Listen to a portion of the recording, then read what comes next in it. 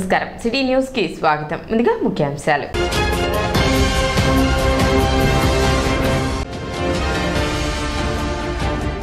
AIIMS ను జాతికి అంకితం చేస్తున్నానని ప్రధాని నరేంద్ర మోదీ చెప్పడం ఎన్నికల ఎత్తుగడ అంటూ విమర్శించిన డాక్టర్ చందు సాంబశివుడు.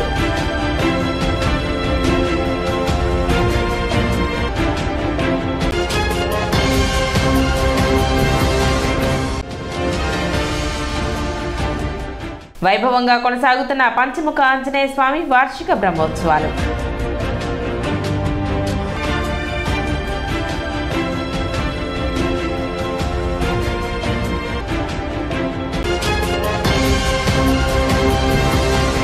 టీడీపీ జనసేన ఉమ్మడి అభ్యర్థిగా తమ అభ్యర్థిని ఖరారు చేసుకుని తెనాలి చేరుకున్న జనసేన పీఎస్సీ చైర్మన్ నాదెండ్ల మనోహర్ కు పార్టీ శ్రేణులు ఘన స్వాగతం పలికారు. బోస్ రోడ్లోని పార్టీ కార్యాలయానికి చేరుకున్న నాదెండ్ల మనోహర్ కు టీడీపీ జనసేన నాయకులు కార్యకర్తలు సెలవు పూలమాలలతో సత్కరించారు. గజమాలలు హారతులతో ఘన స్వాగతం పలికారు. జై జనసేన వద్దిలాలి నాదెండ్ల మనోహర్ నాయకత్వం అంటూ పార్టీ నాయకుల నినాదాలతో కార్యాలయం హోరెత్తింది. అదేవిధంగా మాజీ కౌన్సిలర్ గుమ్మడి రమేష్ ఆధ్వర్యంలో పెద్ద ఎత్తున యువకులతో ర్యాలీగా వచ్చి నాదెండ్ల మనోహర్ ను కలిశారు.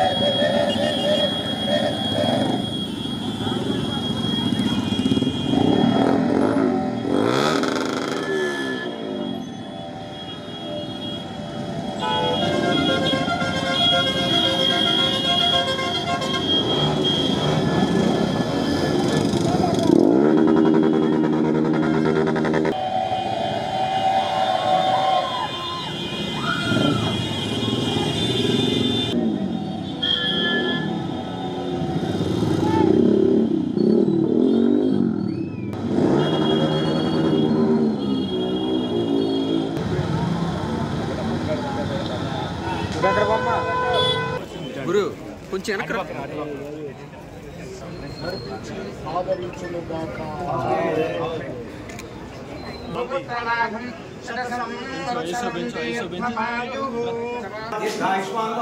మనోభీష్టవరసిద్ధిరస్తు. జై జనసేన, జై జనసేన, జై జనసేన.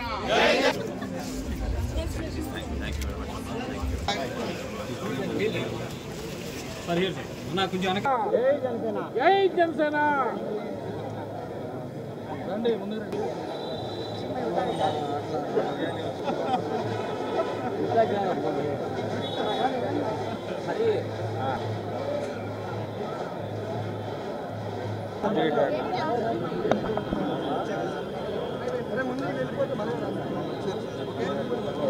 అయిపోయింది తర్వాత అది అక్కడే ఎందుకంటే పెద్ద గ్రూప్ కదా. ఓకే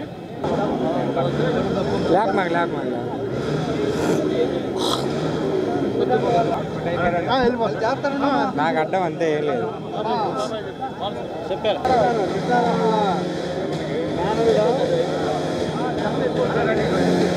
గన్న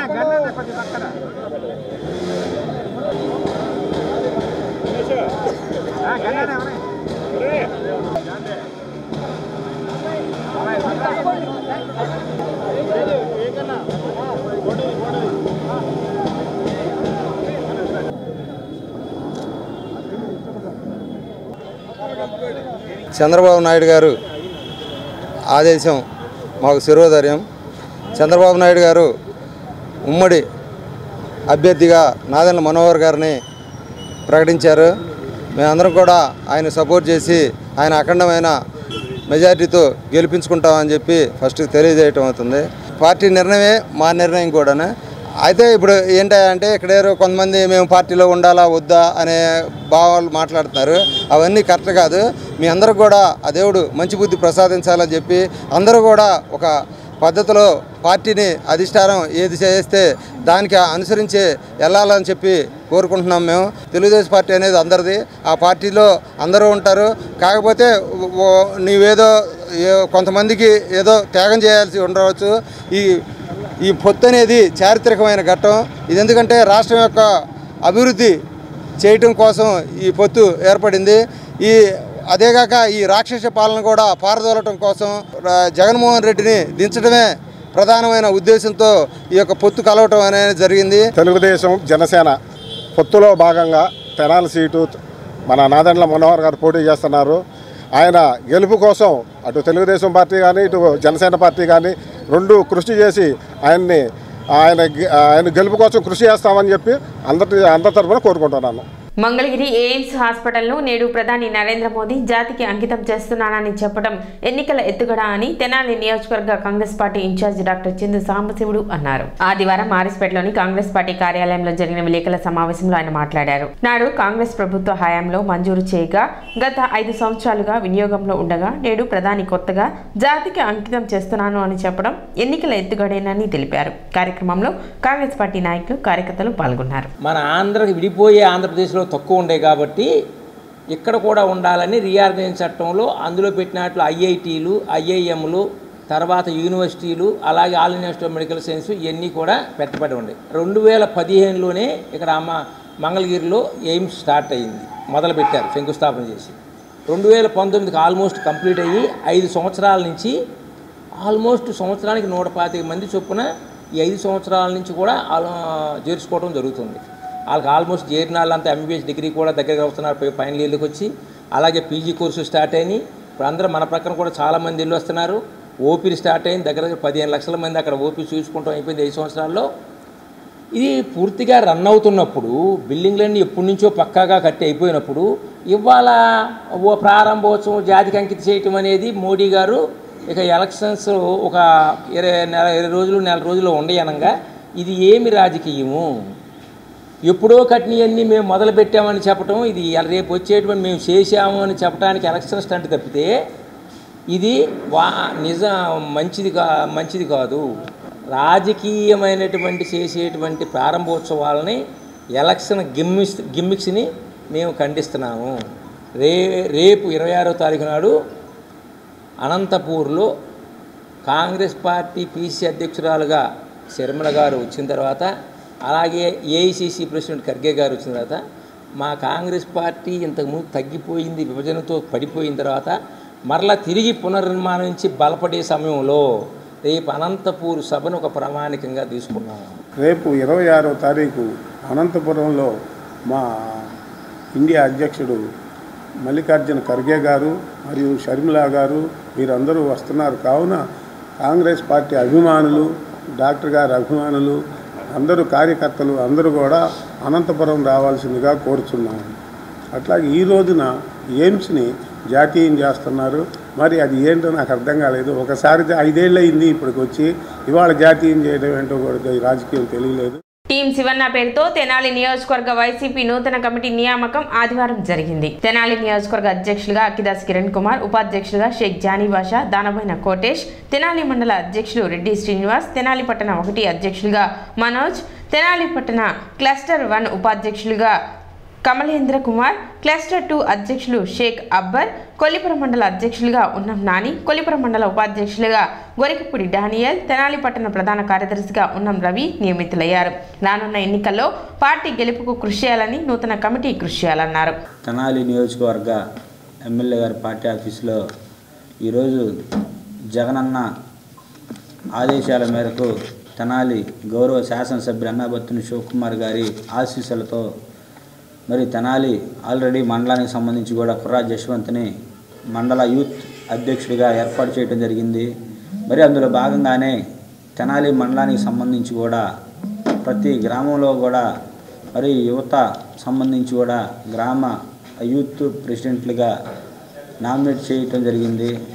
అందులో భాగంగానే ఈరోజు తెనాలి మండలానికి సంబంధించి కూడా నందివేలుకు సంబంధించి వట్టిప్రోలు అశోక్ బాబు, బెల్లంకొండ రాకేష్, యాదు రామకృష్ణ సాయి, అదేవిధంగా పెదరావురికి సంబంధించి కూడా దమ్ము నాని, ప్రశాంత్ రెడ్డి, వీళ్ళందరూ కూడా మరి ఇంకా గ్రామాలన్నింటిలో కూడా సంబంధించి కొలలూరు సంబంధించి కూడా కొలనటి దాస్, వీళ్ళందరికీ కూడా పదవులు ఏర్పాటు చేయడం జరిగింది. రానున్న అసెంబ్లీ ఎలక్షన్స్లో మరి వైఎస్ఆర్ కాంగ్రెస్ పార్టీ ప్రభుత్వాన్ని, జగన్మోహన్ రెడ్డి గారిని ముఖ్యమంత్రిగా తెనాలి అసెంబ్లీ నియోజకవర్గంలో పోటీ చేసే తెనాలి గౌరవ శాసనసభ్యులు అన్నాబత్తుని శివకుమార్ గారిని అత్యధిక మెజార్టీతో గెలిపించే బాధ్యత మరి రానున్న రోజుల్లో యువతపైనే కీలకంగా ఉంది. పట్టణ నాజరుపేటలోని ఎన్వీఆర్ కళ్యాణ మండపం నందు ఖురాన్ కంఠస్థ పోటీలు నిర్వహించారు. షేక్ ఖజ్జూర్ సుబానీ ఆధ్వర్యంలో నిర్వహిస్తున్న 5వ ఖురాన్ కంఠస్థ పోటీలు ముగింపు కార్యక్రమం ఆదివారం నిర్వహించారు. ఉదయం 8 గంటల నుండి మధ్యాహ్నం 2:30 వరకు ఈ పోటీలను నిర్వహించారు. అనంతరం పోటీల్లో గెలుపొందిన వారికి బహుమతులను అందజేశారు. ఖురాన్ నేర్పడానికి వచ్చారు, నేర్చుకున్న వాళ్ళకి ప్రైజులు డిస్ట్రిబ్యూట్ చేయడానికి. ఈ మత గురువులుగా తెనాలికి సుబానీ గారు చేసిన సేవలకి ఖురాన్ కాంపిటీషన్ పెట్టించి first prices, second prize distribute చేసి మత గురువులని గౌరవించి మతం మీద అలా ఫ్యామిలీస్ కానీ చిన్నపిల్లల కాంపిటీషన్ పెట్టి ఇంతవరకు తెనాలి ఎవరు కాంపిటీషన్ పెట్టలేదు. ఇప్పుడు సొంత సలహా పెట్టి సొంత ఖర్చులతోనూ జనాలతో ఖర్చు చూసుకుని ప్రైజులు డిస్ట్రిబ్యూట్ చేసి పిల్లలకు ఎంకరేజ్ చేసుకుంటా 1 నుంచి 40 వార్డులు అన్ని చర్చ మసీదుల నుంచి టోటల్గా అందరినీ పిలిచి కాంపిటీషన్ పిల్లల వారీగా పిలుచుకుని చేశారు. కార్యక్రమంలో గుంటూరు మజ్లిసుల్ ఉలామాకు చెందిన ముఫ్తీ ముజాహిదుల్ ఇస్లాం హఫీజ్ అబ్దుల్ గఫూర్, తెనాలి మజ్లిసుల్ ఉలామాకు చెందిన ముఫ్తీ అల్లావుద్దీన్, ముఫ్తీ హైదర్ అలీ, ముఫ్తీ ఉస్మాన్, హఫీజ్ ఇమ్రాన్, హఫీజ్ జుబేర్ తదితరులు పాల్గొన్నారు. पूरा कुरान की कंपटीशन के लिए बहुत मेहनत किए ये लोग है ना, हमारे उलमा इकराम बच्चों को इसके बारे में अच्छा ये कंपटीशन करने के लिए बहुत मेहनत किए, इन लोगों को ट्रेनिंग किए. पूरे शहर के अंदर हमारे तलबा ऐसे के दीन के कामों के अंदर और आगे बढ़ के ये पूरे मदरसे के बच्चे नहीं है, सिर्फ शहर के 40 वार्डा में 25 मसाजिद के अंदर 25 मसाजिद के अंदर हमारे मकतब के अंदर जो इल्म सिखाया जा रहा है, ये बच्चे हैं ना ऐसा हमारे कुरान सीख के तालीम इल्म तलबा बन के अच्छा और भी तरक्की करना बोल के पूरे शहर के बड़ों के तरफ से मेरा गुजारिश है. ये प्रोग्राम आइंदा साल इससे बहुत अच्छा करना बोल के अल्लाह से दुआ करता हूँ. सब साथी मेरे को खिदमत में साथ दिए, इन सब को मेरे उनके शुक्र अदा करता हूँ. పట్టణ 13వ వార్డులో షేక్ హనీఫ్ చారిటబుల్ ట్రస్ట్ ఆధ్వర్యంలో ఉచిత వైద్య శిబిరం నిర్వహించారు. ఈ వైద్య శిబిరాన్ని ఎమ్మెల్యే అన్నాబత్తుని శివకుమార్ ముఖ్య అతిథిగా పాల్గొని ప్రారంభించారు. ఈ సందర్భంగా వివిధ రకాల వైద్య పరీక్షలు నిర్వహించి అవసరమైన వారికి ఉచితంగా మందులను పంపిణీ చేశారు. డాక్టర్ కొత్త రవికిరణ్ వైద్య పరీక్షలు నిర్వహించారు. డిపో మల్లి ఆధ్వర్యంలో నిర్వహించిన ఈ వైద్య శిబిరం నందు vice chairman Malepati Hariprasad, Shivaji, Manava Prabhakar, councillor Vijayalakshmi, Kommu Kiran, Sheikh Basha, Sheikh Jani, Pedalanka Venkateswararao, Udumala Mahesh Reddy తదితరులు పాల్గొన్నారు.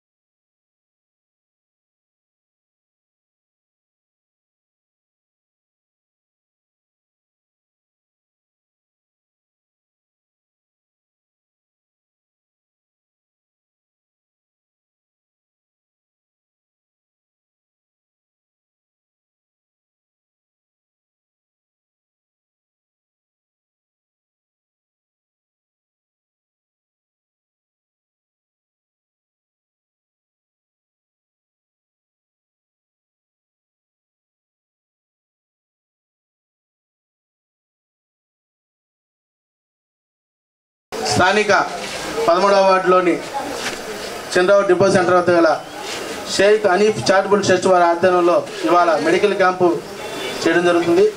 అట్లాగే దేవి నర్సింగ్ హోమ్ అంటే తెలియని వాళ్ళు ఎవరు ఉండరు కూడా తెనాల్లో కొత్త రవీంద్ర బాబు గారు ఎంతో ప్రఖ్యాతిగాంచిన డాక్టర్ గారు అయినటువంటి వాళ్ళ అబ్బాయి కొత్త రవికిరణ్ గారు ఇవాళ మన 13వ వార్డులోని మెడికల్ క్యాంపుకి వచ్చి ప్రతి వారం కూడా పేదలకు ఉచితంగా మెడిసిను అట్లాగే డాక్టర్ అయిన పేషెంట్లు కూడా ఉన్నా ఇక్కడి నుంచి చూసి హాస్పిటల్లో ఆయన రిఫర్ చేసి మెడిసిన్ ఇచ్చేందుకు ఆయన ముందుకొచ్చి అట్లాగే మన వాటిలోని సమస్యలు ఏమైనా ఉన్నా కానీ చిన్న చిన్న ఏమైనా ఉన్నా కానీ ఆయన దృష్టికి తీసుకెళ్తే నేను పరిష్కరిస్తానని చెప్పడం కూడా క్యాంప్ దీనికోసం మల్లి గారు ఎంతో కష్టపడ్డారు. గత వారం రోజులుగా ఎంతో శ్రమపడి ఈ క్యాంప్ అరేంజ్ చేయడం జరిగింది.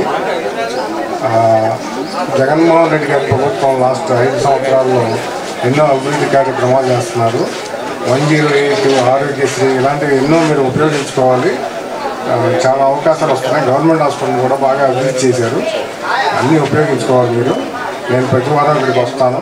స్థానిక షరాబ్ బజార్లో వేయించేసి ఉన్న శ్రీ సువత్సల సమేత శ్రీ పంచముఖ ఆంజనేయ స్వామి ఆలయంలో వార్షిక బ్రహ్మోత్సవాలు వైభవంగా కొనసాగుతున్నాయి. ఉత్సవాల్లో భాగంగా ఆదివారం ఉదయం శ్రీచక్ర స్నానం, పూర్ణాహుతి, సాయంత్రం ధ్వజ ఆవరోహణ, ద్వాదశ ప్రదక్షిణలు, ఊంజల్ సేవ కార్యక్రమాలు వైభవంగా నిర్వహించారు. వైకానస ఆగమ పండితులు ఎన్జిఎల్ రఘురా, వేదాంతం నాగమారుతి, ఆలయ వంశపారంపర్య అర్చకులు రొంపిచెల్ల శ్రీనివాసమూర్తిల ఆధ్వర్యంలో వైదిక క్రతువు నిర్వహించారు. శ్రీ లక్ష్మీ కూచిపూడి నృత్య కళా కేంద్రం ప్రిన్సిపల్ వెంకటలక్ష్మి శిష్య బృందం చేసిన నృత్య ప్రదర్శన అందరినీ ఆకట్టుకుంది. కార్యక్రమంలో ఆలయ వ్యవస్థాపక కుటుంబ సభ్యులు ఎస్బి శివ, నిఖిల్, శాండిల్య దంపతులు, ఈవో అవుతు శ్రీనివాస్ రెడ్డి దంపతులు, దాతలు గుడివాడ బాలకృష్ణ దంపతులు, గుంటి వెంకటర దంపతులు, మూర్తి వెంకటేశ్వరరావు దంపతులు, జంజన్ రామారావు దంపతులు, సంకీర్తన అధ్యక్షురాలు మూర్తి అనురాధ, సంకీర్తన సేవా సమితి అధ్యక్షులు ఆర్వి కిరణ్ కుమార్ తదితరులు పాల్గొన్నారు.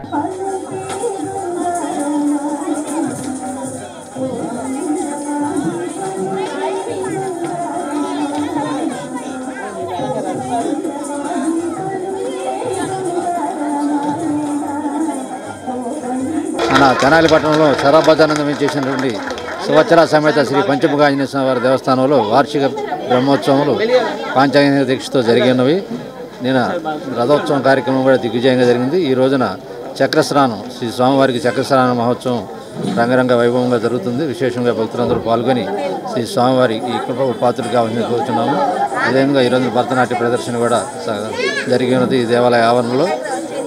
ఈ చక్ర స్నానానికి వచ్చిన విశేషమైన భక్తులందరికీ కూడా శ్రీ స్వామివారి ఆశీస్సులు ఉండాలని కోరుకుంటూ ఆహ్వానం లక్ష్మీ సంస్మరణ సభ పట్టణ కవిరాజ పార్క్లోని సీనియర్ సిటిజన్స్ హాల్ నందు జరిగింది. ఈ సందర్భంగా జి లక్ష్మి కథల చర్చ కార్యక్రమం నిర్వహించారు. సాహితీ సాంస్కృతిక వేదిక భిన్న స్వరాలు ఆధ్వర్యంలో నిర్వహించిన ఈ కార్యక్రమంలో చినుకు సంపాదకులు నండూరి రాజగోపాల్, మాతృక సంపాదకులు రమాసుందరి, మానవ హక్కుల వేదిక జిఎస్ నాగేశ్వరరావు ప్రధాన వక్తలుగా పాల్గొన్నారు.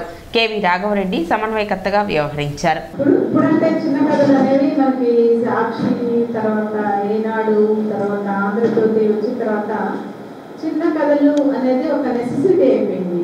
3 పేజీలు 4 పేజీల నుంచి కథలు రాయకూడదు అనే ఒక ఇది వచ్చిన తర్వాత అందరు చిన్న కథలు రాయడానికి అలవాటు పడుతున్నారు. కానీ లక్ష్మి గారు మొదటి కథే 87లో రాశారు. ఆ కథ మరి గుండె చప్పుడు పేరుతో రాశారు. అదే మొదటి కథ లేకపోతే ప్రచురించిన కథ మనకు తెలియదు. కానీ ఆ కథ కూడా చాలా చిన్న కథ.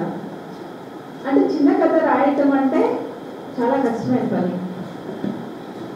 దానికి పదాలు చాలా పదురుగా ఉండాలి, వాక్యాలు చాలా సూటిగా ఉండాలి, విషయాన్ని ఒక్కసారిగా మనకి అర్థమయ్యేటట్టు క్లుప్తంగా చెప్పగలగాలి. మనకి వల్లంపాటి వెంకటసుబ్బయ్య గారు కథాశిల్పం అనే పుస్తకంలో కథ గురించి చెప్తూ చిన్న కథ అంటే వాళ్ళు చిన్న కథ అంటే పెద్ద కథనే చిన్న కథ అనేవాళ్ళు. అంటే నవలతోటి నవలికతోటి పోలుస్తూ చిన్న కథలు అనేవాళ్ళు. ఆ చిన్న కథకి ఏమేమి కావాలి అనేది ఆయన చెప్పారు. కథా సౌష్ఠవం ఉండాలి, అనుభూతి చెందాలి, క్లుప్తత ఉండాలి, విండో అంటే మనం చెప్పదలుచుకున్న దానికి ఒక కిటికీ. సిటీ న్యూస్ ముగించే ముందు ముఖ్యాంశాలు మరోసారి.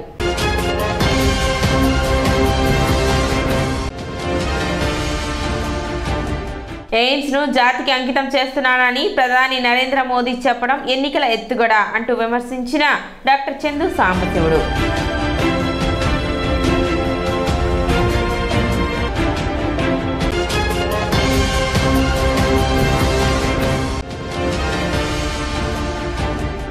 వైభవంగా కొనసాగుతున్న పంచముఖ ఆంజనేయ స్వామి వార్షిక బ్రహ్మోత్సవాలు.